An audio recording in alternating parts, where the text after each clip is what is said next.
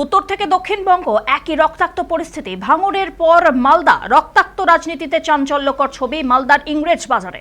জন্মদিনের পার্টিতে ঘরে বন্ধ করে দীর্ঘ সময় ধরে বেধড়ক মারধর, তারপর ধারালো অস্ত্রের কোপে নৃশংসভাবে খুন করা হলো স্থানীয় এক তৃণমূল নেতা আব্দুল কালাম আজাদকে। জমি মাফিয়া হিসাবে পরিচিত এই আজাদের বিরুদ্ধে একাধিক অভিযোগ ছিল ভুয়ো সার্টিফিকেট, জাল দলিল তৈরি করে জোরপূর্বক জমি দখলের। এমনকি এই ঘটনায় বাবা মা ছেলেকে মৃত দেখিয়ে 7 বিঘার বেশি আত্মসাৎ করে নেওয়ার অভিযোগ উঠেছিল তার বিরুদ্ধে। এই নারকীয় খুনের অভিযোগ উঠেছে আরও এক প্রভাবশালী তৃণমূল নেতা মইনুল শেখের বিরুদ্ধে, যিনি একসময় ইংরেজবাজার পঞ্চায়েত সমিতির সদস্যও ছিলেন। পঞ্চায়েত নির্বাচনের আগে তৃণমূলের টিকিট না পেয়ে কংগ্রেসের হয়ে লড়াই করে জয়ী হন তিনি। পরে আবার ঘর ওয়াপসি করে তৃণমূলে ফিরে যান।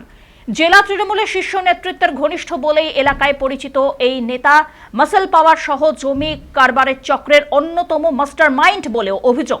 সূত্রের খবর, আজাদ এবং মাইনুল একসঙ্গে জমির ব্যবসা করতেন। জমি বিবাদের জেরে এই হত্যাকাণ্ড হয়েছে বলে মনে করা হচ্ছে। এই প্রসঙ্গে তনুজ জৈন আমাদের প্রতিনিধি রয়েছেন সরাসরি সেখান থেকে। তনুজ, এই মুহূর্তে কি পরিস্থিতি সেখানে লক্ষ্য করতে পারছো? একেবারেই দীপান্বিতা, তোমাকে জানিয়ে রাখি যে জন্মদিনের পার্টিতে ঘরে দেখো সেই ঘরে বন্ধ করে দীর্ঘ সময় নিয়ে পিটিয়ে খুনের নির্মম ভাবে দেখো খুন করার অভিযোগ উঠেছে তৃণমূল নেতাকে।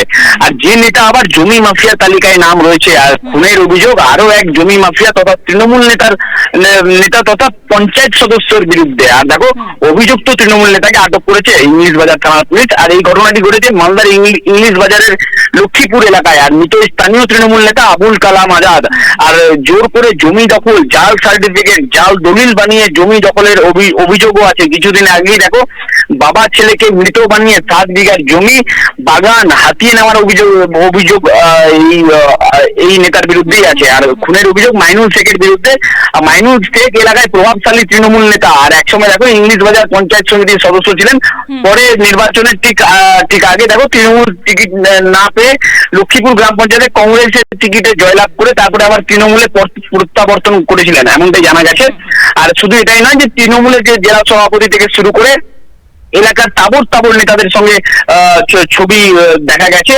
আর এই ঘটনা এমন ঘটনা দেখো আসতেই ব্যাপক চাঞ্চল্য ছড়িয়েছে গোটা মালদা জুড়ে। তনুজ, দেখো যেরকমটাই কিন্তু খবর সামনে আসছে, 2 তৃণমূল নেতা, তারা আবার 2 জমি মাফিয়াও ছিলেন। তাদের কি পারস্পরিক গোষ্ঠীদ্বন্দ্বের জেরে এই ঘটনা? এই বিষয়ে কি কোনো স্থানীয় তৃণমূল নেতৃত্বের কোনো প্রতিক্রিয়া মিলেছে তনুজ?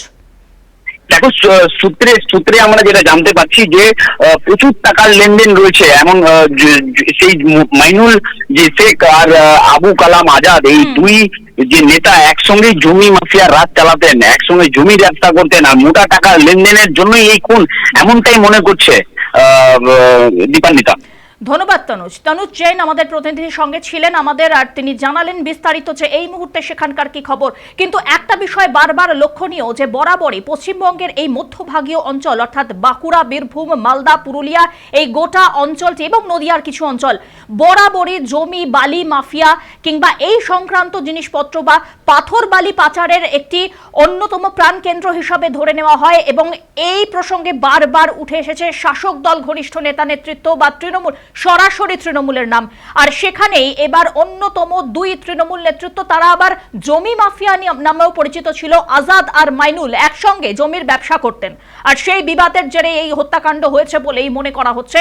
বৃহস্পতিবার লক্ষ্মীপুর এলাকায় এক বন্ধুর জন্মদিনের অনুষ্ঠানে উপস্থিত ছিলেন আজাদ। সেখানেই ঘরে ডেকে নিয়ে গিয়ে নির্মমভাবে খুন করা হয় তাকে।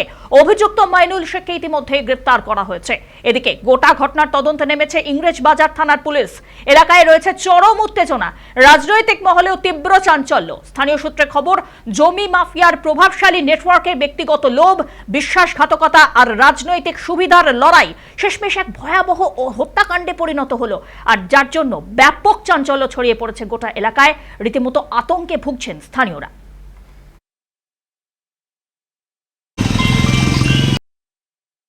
খুন হয়ে গেছে লক্ষ্মীপুরে। আমি তো বাড়িতে ছিলাম, আমার ছেলের ল্যান্ডের ব্যবসা করতো আবুল কালাম আজাদ। আমার ছেলের পার্টনারও ছিল মাইনুল, লক্ষ্মীপুরে। আজমুল আছে বানিয়া গ্রামের। আরো কয়েকজন আছে, তো সেটা আমি বলতে পারবো না। আমি যেহেতু যুক্ত নাই, আমার ছেলে যুক্ত আছে, ছেলেই বলতে পারতো।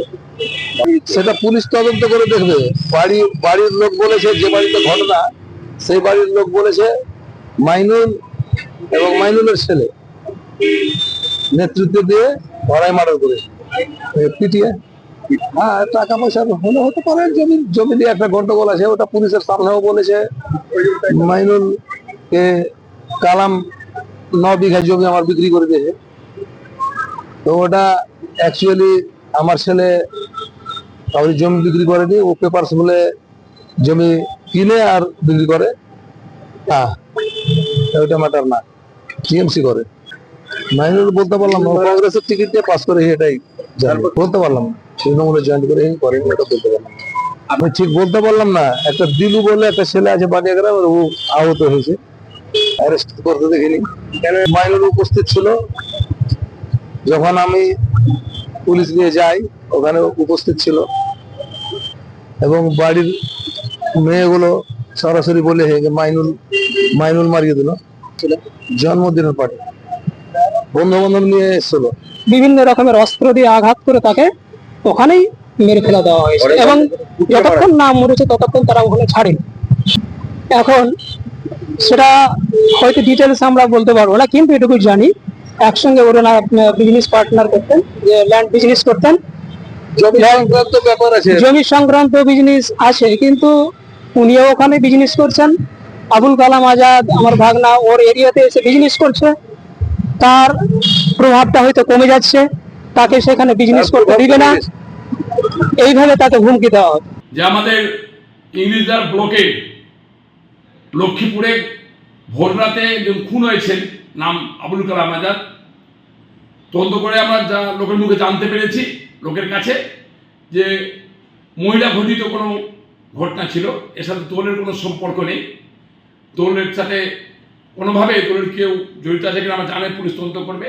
কিন্তু যারা এই খুনের সাথে যুক্ত আছেন, আমি পুলিশ প্রশাসনের কাছে আবেদন করব, তদন্ত করুন, তদন্ত করে তাদেরকে গ্রেপ্তার করুন আর দৃষ্টান্তমূলক শাস্তির ব্যবস্থা করুন। যারা এই ধরনের কাজের সাথে যুক্ত থাকে তারা দলের কর্মী হতে পারে না, দলের নেতাকর্মী হতে পারে না, তার বিরুদ্ধে ব্যবস্থা গ্রহণ করা হোক, এই আবেদন আমার পুলিশ প্রশাসনের কাছে থাকবে। পশ্চিমবঙ্গে তৃণমূল দলটা সমস্ত জায়গায় এরা ক্রিমিনাল, মাটির দালাল, সমস্তকে নিজেদের দলে নিয়েছে। এর ফলে যেটা দেখা যাচ্ছে, এদের মধ্যে এই মাটির ব্যবসাকে কেন্দ্র করে বড় মুনাফা, তার ভাগাভাগিকে কেন্দ্র করে এদের মধ্যে গণ্ডগোল বাঁধছে।